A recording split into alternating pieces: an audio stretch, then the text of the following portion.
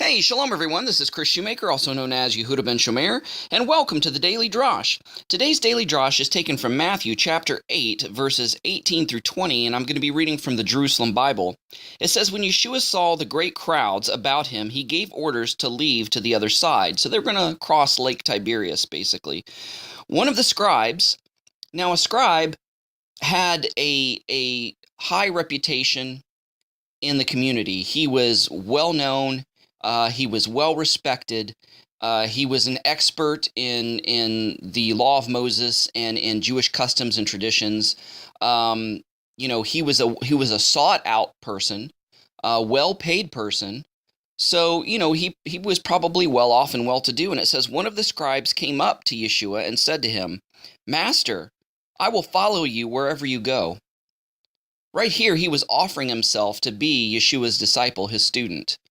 Now, it's one thing to say that you're a student of somebody today, which just means you listen to their podcast or subscribe to their blog or, you buy their products or whatever. It's not like you just quit your job and quit everything and pack up and you go live with this person. But that's basically what being a disciple was back then. You left everything.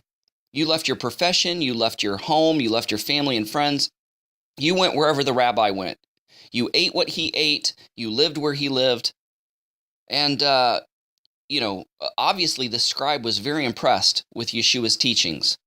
He's never heard any teachings like this before. And being a scribe, he's heard it all, right? He's been around the highest mucky mucks in the Jewish community. And so, and a lot of the rabbis, they were well off. They were well to do.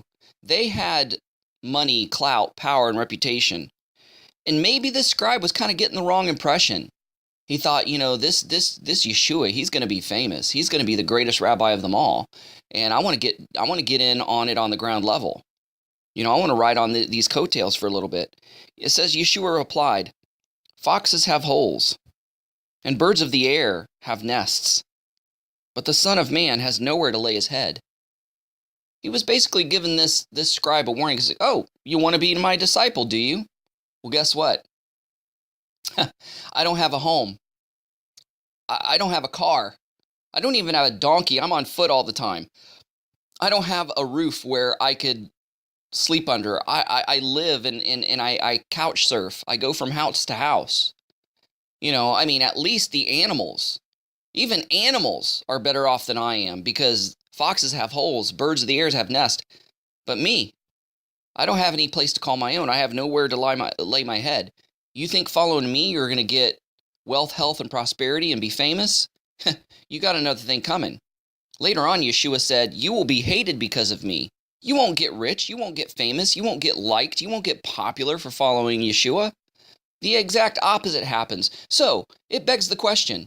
You have all these famous TV preachers and ministers and evangelists living in $1 million homes. And I'm not knocking possessions and I'm not knocking the good life.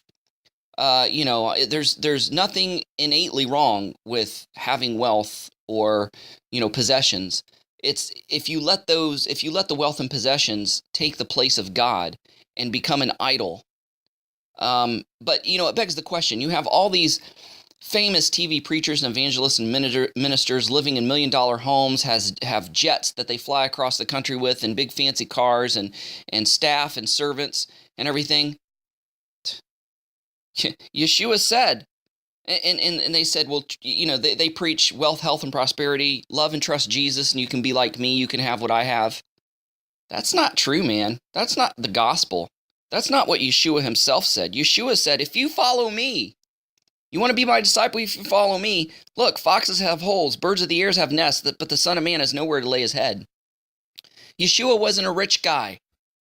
He wasn't a rich man. He didn't have it all. He didn't have the power, clout, and reputation and the bling and the monetary material symbols of success back in the day. If he was alive today and living in this society, he wouldn't be living in $1 million homes.